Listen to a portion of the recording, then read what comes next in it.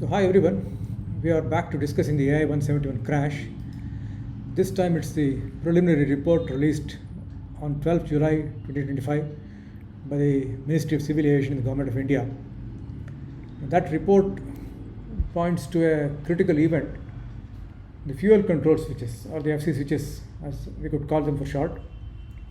The two FC switches that you see here on the left, they were recorded as having transitioned from run to cut off in just a single second after the AI 171 reached its maximum speed of 180 kIAS once airborne.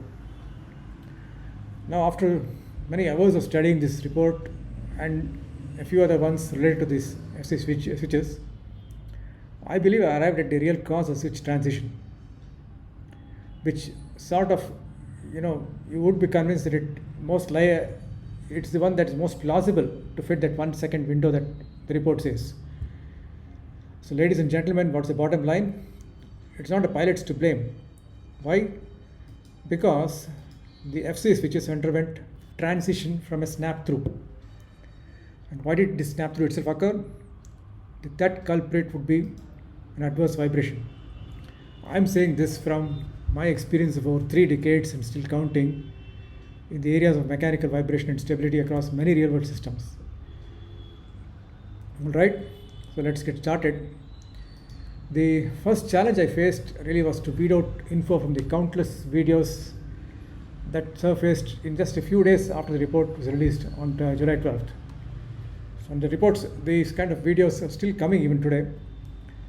And imagination is just running riot across news channels, YouTube channels, some of them leveraging pilot expertise, some of them political talk, nothing more than political talk, a hidden political talk, political agenda, I would say, and all kinds of things, what have you. And indeed, just 2 days back, on 23rd July, I find this news item in the papers, in the morning paper, that says that the FC switches are cleared by the airline with no issue being found.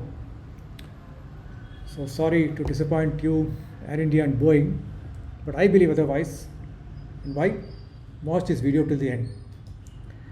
So why this video itself? It's to try and offer a qualitative, rational engineering analysis of the sequence of critical events in the final moments of the AI 171. So remember, it's qualitative, not quantitative, because there is no data that I could really get hold of in order to create a mathematical or analytical model or do any simulation of that kind. The only data that I could get, which I'm going to put in this video, is a few geometric dimensions here and there, and that's it. Nothing even to do with not even mention about the materials that are used in switch, nothing. Anyway, so other than this Government of India's report, which I call the MCA report, I had a look at 3 other documents. This is the SAFE document, a Special Advisory Information Bulletin, where an issue was raised long back in 2018 on the B737s, saying that there was something of concern regarding the locking, failure or kind of inadequate failure to really lock the switch in from between run and cutoff. Now that really, in the case of this AI-171 and the B787 Dreamliner, it's both the SAFE report and the MCA report say that it's only advisory to look into the switch. It's not mandatory to inspect them for this issue. The other document I looked into was, of course, the manufacturer's document, Honeywell, who manufactures the switches, FC switches. And then again, also had a brief look at the MIL standards that these switches meet, which Honeywell switches meet in order to qualify them for flying, to be used in aircraft. But as I said, all this information that I could get finding these documents was mostly customer or buyer oriented, and nothing like data for an engineer to do simulate or create a model of the switch or anything else the system to really try and capture these phenomena, which are not really part of routine training, I guess, in a pilot's training. Anyway, so to get started with that limited info, here's the timeline of the AI 171. Again, this is again from the MCA report. It covers everything from the start of the roll at 080737 UTC up to the final event that was recorded the FC switches run to cutoff transition at 66 seconds from the start of the roll. So I've also in these bars mentioned the time, the elapsed time since the start of the roll. I call the start rolling started as 0 seconds and count time from there. So you can see that the V1 was reached at 55 seconds at 080833 as the aircraft accelerated along the runway, and just a little beyond that, 2 seconds later, the VR rotate speed is reached. But the issue here is these speeds only got reached on almost the full length of the runway. Now that's a key thing of significance to me, because it seems to have an implication on the events that follow. And why? Please wait till I complete the video. So everything again looks normal at 62 seconds. When the air mode comes on, the aircraft is off the ground and it gets to a peak speed of 180 KIAS at 65 seconds. Everything looks fine until here. And then the terrible thing that happens, both switches just transition in a second after that 180 KIS was reached. And that's not the end of it, because the pilots didn't notice this transition as soon as it happened.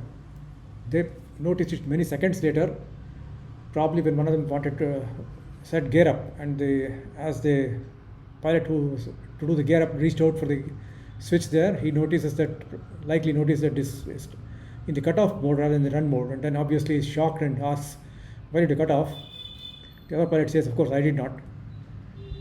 Now, for all this, there was initially a lot of imaginations built into this 1 second to say that pilots must have sabotaged it and pretended to have appeared very innocent and all kinds of nonsense, which I don't subscribe to, because as an engineer, I'm very sure, looking at the switch, which you're going to see in a video of it shortly, it's highly impossible to really do this transition within a window of just 1 second from that to covering both switches. And it's also not possible, as the switch video would show you, that you cannot bump into the switch to really create a transition accidentally either. So please, viewer, stay on to know what really happened and why. And let's look at what the kind of model that's there on the A170, the switch model and so on. So this is again what the report says. It's a 4TL8373D. That's the kind of model that is there on the B8 7878, and this is made by Honeywell, as I said. So as you can see that the other things which I just mentioned, the advisory nature of the SAB bulletin, and not a mandatory order here. Let's not spend more time on this. Now we'll take a more detailed look at the 4TL8373D, the switch model. And what we're actually specifically going to look at is its placement in the cockpit cluster and some geometric details. Okay, here's the cockpit with the B787 B8, and that's where these fuel control FC switches are sitting below the thrust levers. So you can see them; they seem to be in a very safe place with nothing they don't seem to be getting in the way of anything there in the operation of the aircraft. Anyway, you will see a video next showing you that it's not that easy to really bump into switches or do anything like that to transition.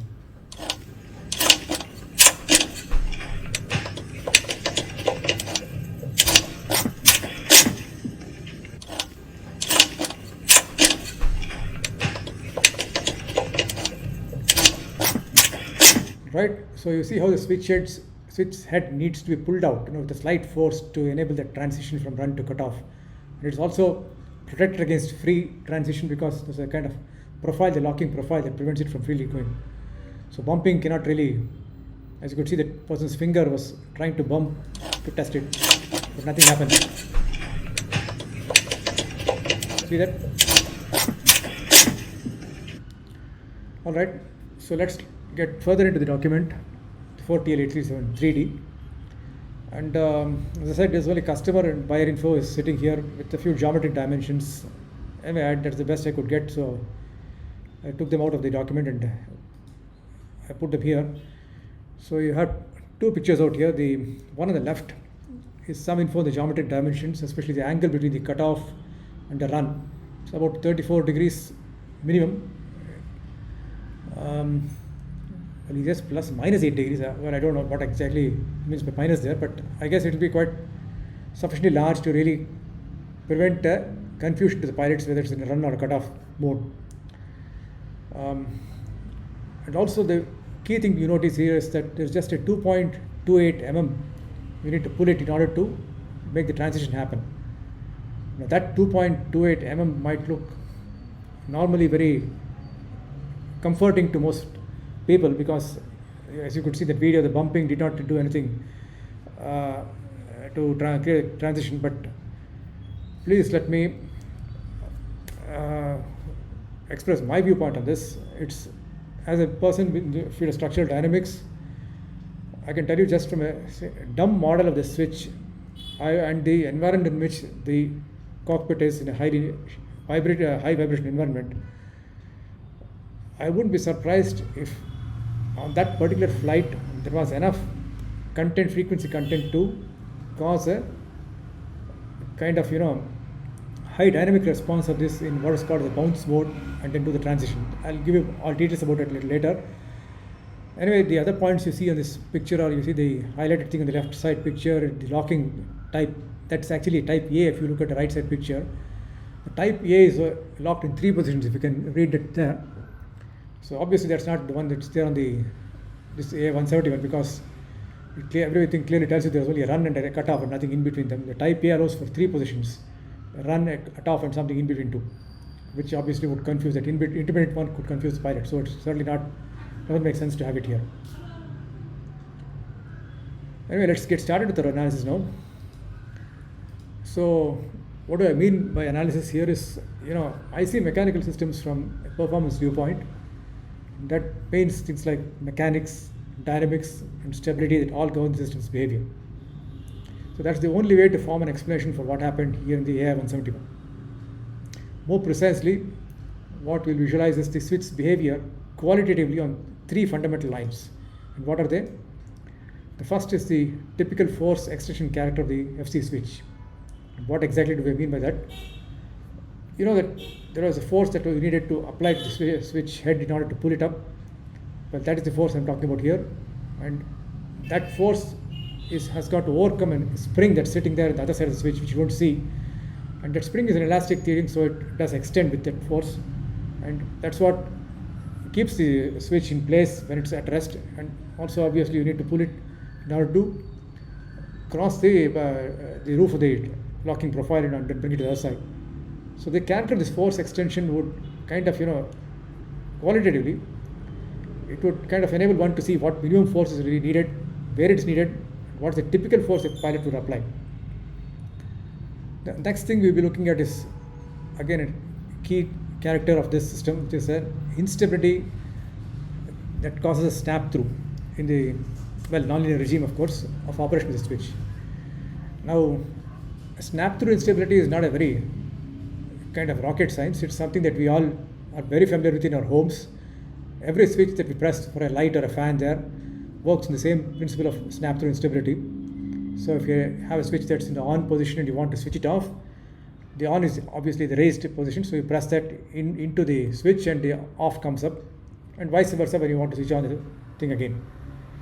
But of course the difference between our household switch and this is quite big. A household switch is something that is meant to really do the transition without any intermediate, without too much of resistance, whereas this is meant to resist the transition on it unless you are clear in your intentions. So there's a strong profile there that you need to cross in order to effect the transition.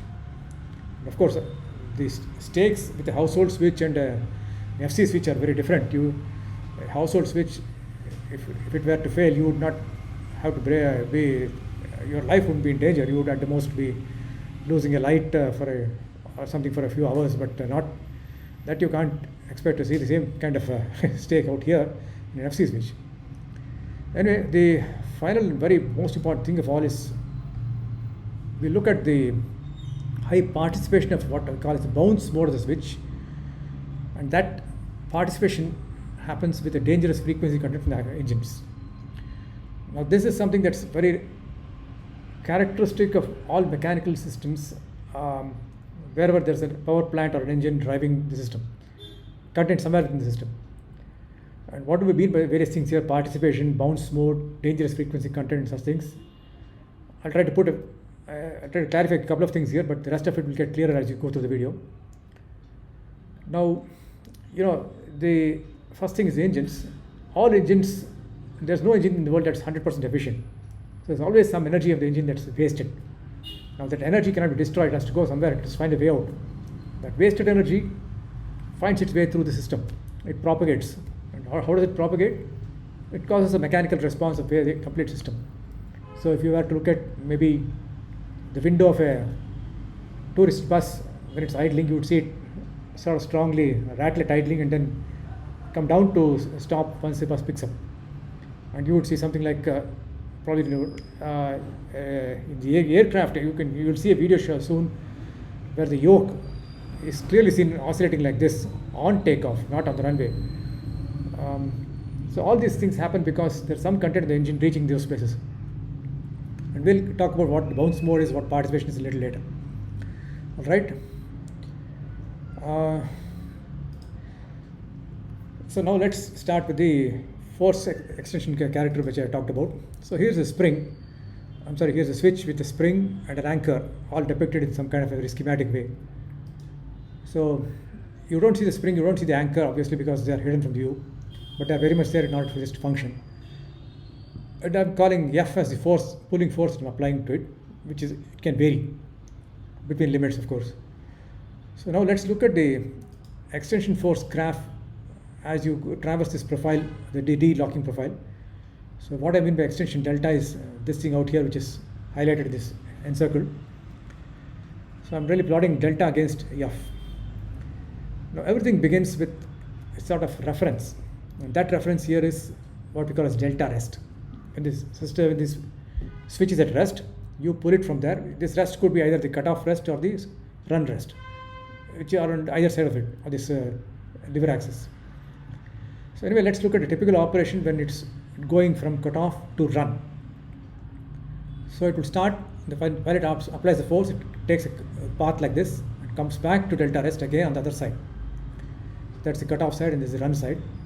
So what are these various segments you see in this graph and how did I get them? Well, there is something called delta clear, which is the roof of this profile which it needs to clear in order to really do the transfer. Anything below this it can't clear it because the profile obstructs it. So that's the barest minimum extension that you need to achieve, and that distance is the 2.38 mm that you just recall it, and I'm pointing out that here also. But typically pilots are not going to just apply a force just enough to reach delta clear and scrape the thing over the roof of the thing. That looks crazy. So they would go beyond delta clear to some delta pilot typical, using a force more than what you need in F clear for the delta clear. And then from there they would, I guess most pilots are told to really release the switch reasonably slowly, not let it snap back from, because there's a force now in the spring is equal to F pilot tip.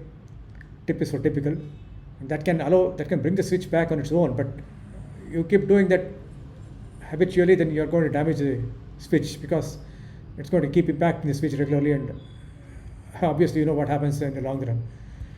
Anyway, so the point to note is that this 2.28 mm, as I said, is not a very large number if you were to look at this situation from a dynamic point of view, not from a dynamics point of view, not from a statics point of view. So now let's move on to the instability and what determines instability here, and the kind of energy character in the spring.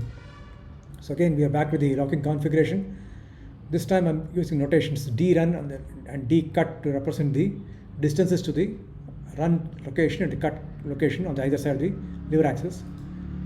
Let's plot the kind of energy in the spring, which I call as pi spring. The symbol you see here is the Greek pi in capitals, and it's a function of d, the distance, obviously, because as d changes, your extent of the extension the spring does change in order to traverse the profile, and therefore the energy does change too.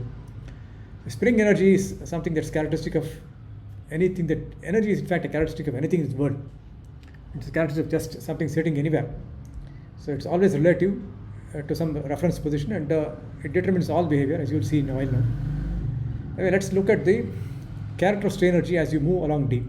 So that would look like this as you go from the cutoff to run or run to cutoff. It's a kind of symmetric character because I don't expect any difference between that and that side and this side. But the point to note is there are only two positions in this entire curve where the system is stable, and those are the ones you see here as marked in the green dots. And what are those positions? They're obviously the positions of rest. So obviously the system, the switch is sitting very merrily without doing anything when it's at rest. That's because it's stable there. And why is it stable? Because if you look at this red curve, you see that the curve is at the barest minimum there. And what does theory tell us, mechanics theory? Whenever a system is, the energy of a system is at its minimum, its equilibrium is stable there. And anywhere else on this red curve, it's not stable. You will need to prevent the switch from, changing position. And that's either by holding it in that place, or by some dynamic force that you get, which you don't see anyway, physically, or whatever. So the point is, well, D run and D cut, as you guessed, they are equal in magnitude on either side, but I've given different names, so that I just want to distinguish run and cut from each other. And they're of course of different signs, but you don't have to worry too much about this in case you're not that. It's not going to affect the discussion anyway. Okay. So well, this is how it looks like, and if you want to understand why this is looking like this, well, that's very quite obvious, because as you start, say, moving from cutoff to run from right side to left side, you have to pull the switch up, which means you're going vertically up without any change in D, almost without any change in D. So it takes this right side branch, comes up to the roof of this profile, and then remains almost constant there, and when it again is past the profile, it's the pilot releases it, and then, that is, in other words, he lets the system's energy fall down to this minimum, and it stays in a stable position here. Okay, now let's now move on to the third and most important character that we are talking about, the dynamic response. And the first point to note is that cockpit vibration is really a very standard thing in all aircraft. So I'm going to show you a video in a short while where you can see the vibration. In fact, it's visually perceptible to the eye, especially in very flexible parts of the cockpit like the yoke and so on, but it's also very much present where you don't visually see it. So I'm tempted to quote a famous thing from Carl Sagan, the famous astronomer. So that quote is, absence of evidence is not evidence of absence. So that's what applies very much to the vibration here. So if you don't see it, don't assume it is not there too. It's very much there. Okay, so let's get going and look at the graph that we have here. So this is how the dynamic response of this switch head lever is going to be with that model that I talked about. The spring there and the anchor there and the switch lever head here. Now what you see here is a small kind of peak in this point called FN bow. That FN bow is a frequency that is a characteristic of this switch, which is a bounce mode frequency. The x-axis here is an excitation axis. It shows you the frequency of excitation, the external excitation that's coming onto the switch system. Whereas the yellow curve that you're seeing is the internal, how it's responding to that external excitation. All right. So now what's the bounce mode now? Looks like this. All right. That's not, by the way, that's not a simulation. It's just an animation that I got from my Mac. So because, as I said in the very beginning, I'm not able to do any simulation because I don't have any numbers to really create a realistic figure for this character of the spring constant, the mass here, and various things out here.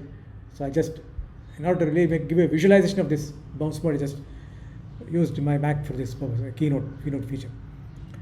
Anyway, the point to note here is, well, what happens now, in most aircraft, you see things happening like this. Most flights, there's a safe region in which the excitation falls. So all you see, the green lines that you see here are all different possible amplitudes and frequencies of excitation. They all are in a kind of safe region far away from the FN bow. So what does it mean? It means that the system, the yellow response, where all these cuts, the green and yellow cut, it's pretty small. You don't see any dangerous thing happening there. But In this particular case, the A117, which is what I strongly believe, it was very dangerous. Now, why did it get into dangerous mode? That again, I've got a few factors that I'm going to bring up later, and I believe that's what momentarily got it into dangerous excitation. As I said, it's not necessary for this excitation to be holding on for a very long time either.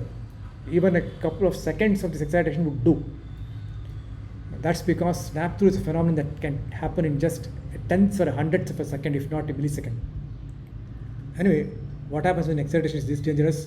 When it is in the vicinity of an bow, you get an induced or a transmitted force. An induced force is something that is trying to take the switch up. A transmitted is what is trying to the switch acting on the the panel that is on which it's anchored to.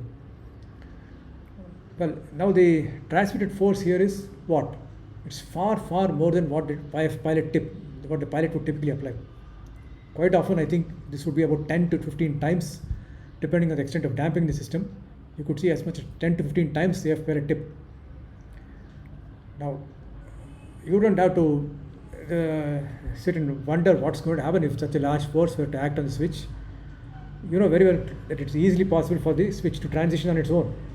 Why? Because the 2.38 mm is something that you have already crossed under F pilot tip, and something that's 10 to 15 times larger is obviously going to be more than adequate for causing a transition. Okay, now the third thing for just completeness, I just wanted to mention is that there's another frequency here which is root 2 times Fn bow, and we call this as the isolation frequency in structural dynamics. And why we call it so is because when you have excitation past this frequency, beyond this, over and above this frequency, you are in a safe region. So the transmitted force is actually less than, or the induced force is less than what you really supplied from outside to the system. And that's because the system kind of repels your force, not really accepts it. Whereas at the Fn bow, it kind of fully participates, very highly participates with that excitation force, excitation frequency. So it takes all the energy that it's getting from the excitation without really losing anything, and it causes a very large response. All right. So now let's look at a short video from the justplanes.com again, which is one of the best websites where I could find a lot of crystal clear videos of the cockpit and various other stages of the flight. Very educative. In fact, a great site. I would thank them for their educative videos, and I found a lot of things from there. And let's look at the video here.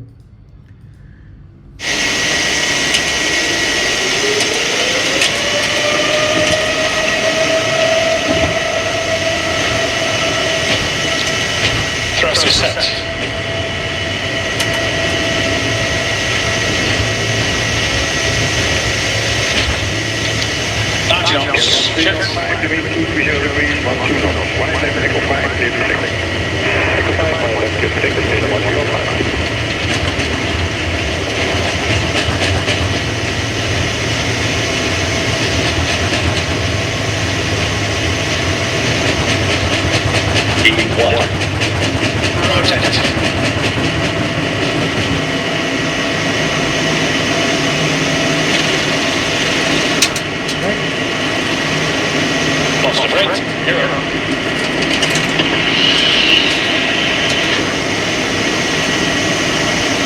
So did you notice those couple of seconds after the aircraft got airborne, after rotate was done, when it really jiggled quite significantly the cockpit?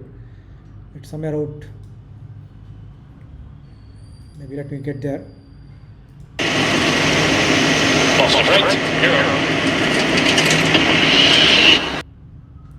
Okay, so you can look into that video again once again if you want to, and see the exact place where it happens.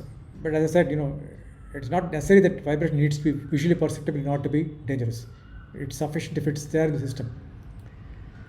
All right, now let's look at the mechanism, the mode on which the entire thing happened here. The transition from run to cutoff. So this is the locking profile that you have here, and there's a switch in the run position. Now the first thing that happens is a bounce mode, and then a very high induced force and a transmitted force both being equal.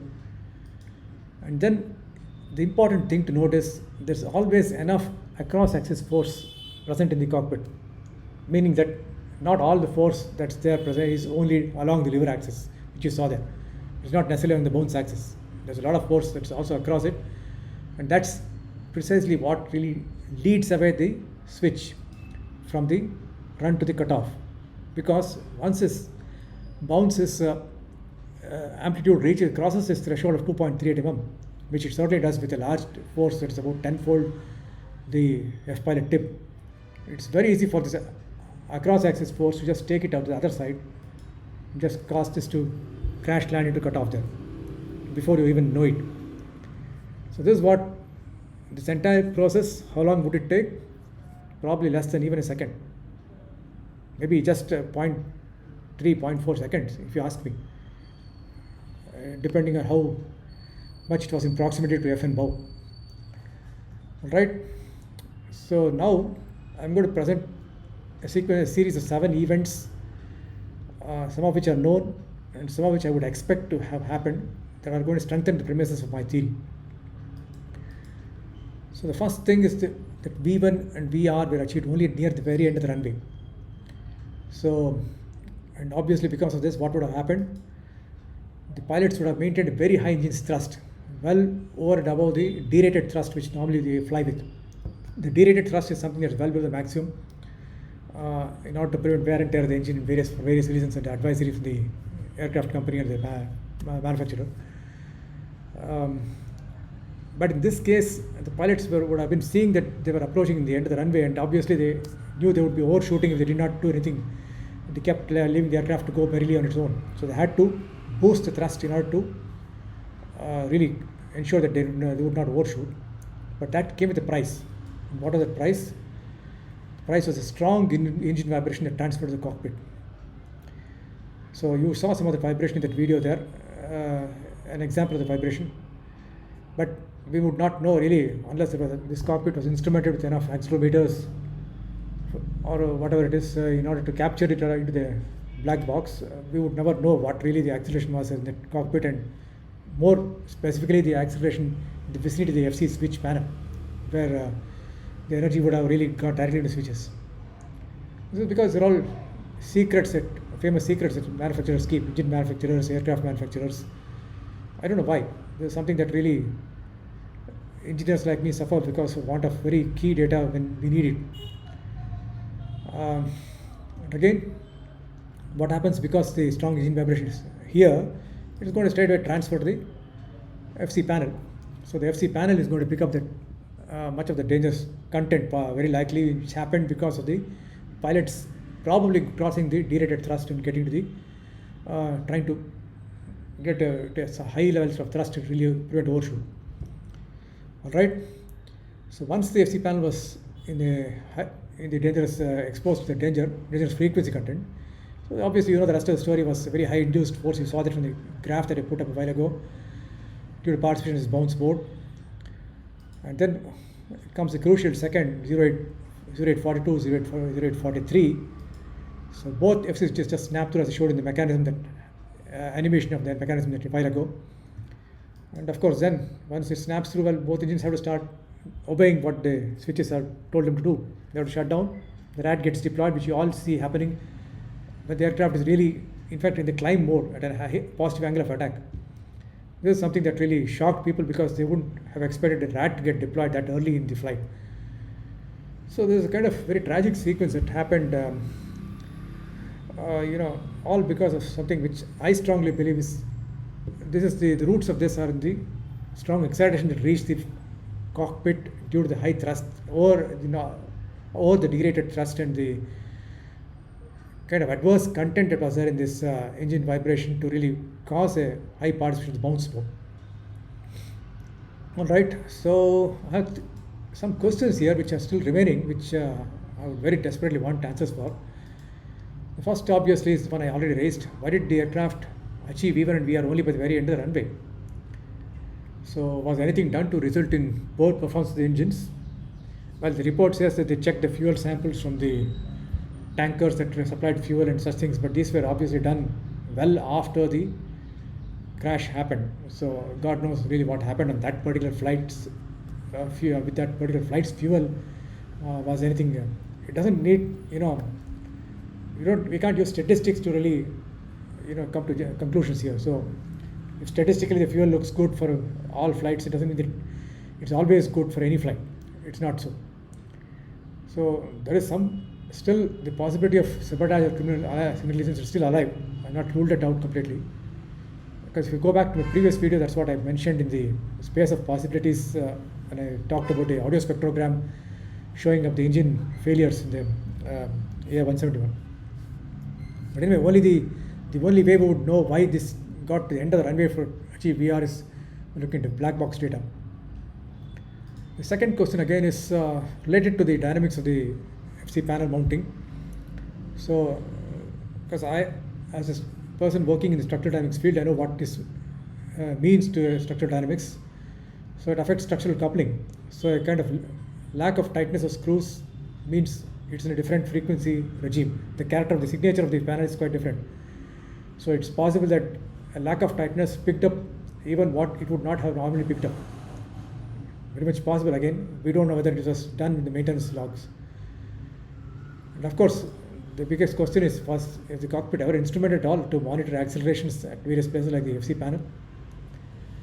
We would not know that. I don't know unless people come out with all these answers, the manufacturers, the aircraft companies, and so on. All right. So, well, I'm not a senator or some kind of a top figure to really give advice to any manufacturer out here, but I still have points as an engineer. I thought it's professional really to complete all this study to really bring out a couple of advisories to stakeholders. You know, there could be pilots, there could be manufacturers, engine manufacturers, aircraft manufacturers, whomsoever. Ignore at your own risk. The first piece of advice is that pilots need to keep watching the FC switch during conditions of severe vibration, especially during takeoff, as you saw in that video. Again, turbulence is another candidate environment in which you get severe vibration, and landing is always known to be a candidate for that. Because, but the difference in among these things is, well, in landing you are not really that concerned, because the worst thing that can happen is your aircraft would come to a stop well before the end of the where you want to taxi off. So it's nothing. You're not going to lose anyone's life because you've already passed that stage. So pilots, I would think, should do anything it takes to prevent a snap-thru from vibration. If not, watching the switch is one thing, but if you could prevent it, nothing like it. And I would really humbly appeal to all the manufacturers to really relook at the design of FC switch, not whether it's meeting mil standards, any other kind of wear and tear standards and things of this kind, which hardly matter from the points of structural dynamics and stability. But they need to look at the performance of the FC switch in an environment that's, covers all the scenarios of an extreme thrust being applied to the engine, the high cockpit vibration, and they do, of course, need to provide an adequate instrumentation in the cockpit controls cluster. Otherwise, you will never be able to verify whether anything like this ever took place, because black box is not probably otherwise would not record all these accelerations and try to confirm this if you want to model or resimulate it later. All right. So that's all I have here, and you can surely reach out back to me on my email address, which is there on the very first start of this video. If you have anything to suggest here, anything to add, anything to question, bouquets, brick bats, whatever is, sure, they are all welcome. Engineers, derive their satisfaction only from, understanding of things and trying to improve things. Thank you so much.